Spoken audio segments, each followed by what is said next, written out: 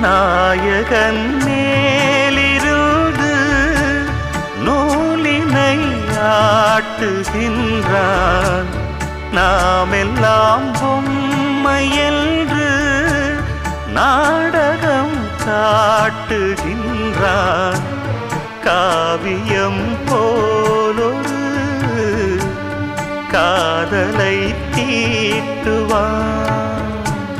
காரணம் ஏதுமின்றி காட்சியை மாற்றுவான். ரயில் சிநேகமாய்